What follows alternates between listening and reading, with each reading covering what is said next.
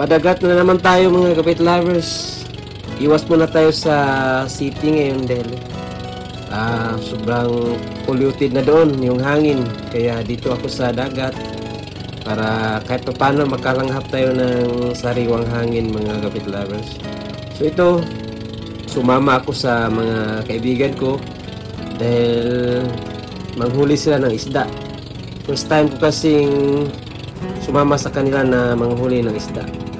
Ang tawag sa pangisda nila ngayon ay yung palangri. Palangri ang tawag niyan, o ang tawag namin yan dito ay lakhoy.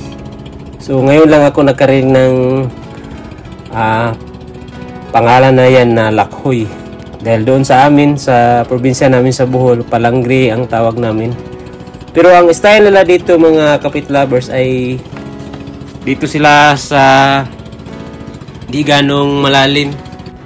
So yan po ang pain nila mga kapit lovers, yung tuyum o sea urchin sa English. So yan ang ipapain nila.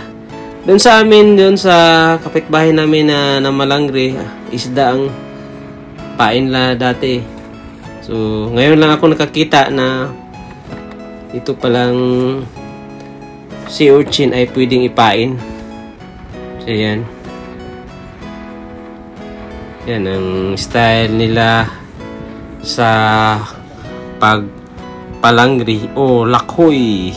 Lakhoy ang tawag yan dito mga kapit lovers. So first time kong nakakita nito dahil first time akong nakasama nila sa pagpamalangri.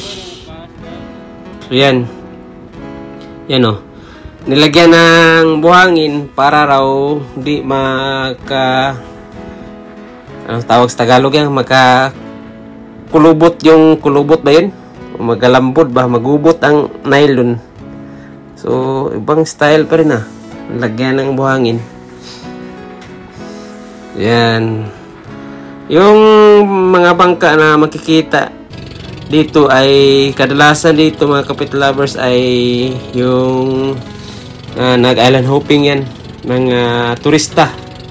Dahil dito sa amin sa Cebu City, di pala sa Lapu-Lapu City ay marami kasi mga beach, kaya maraming nag-island hopping mga kapit lovers.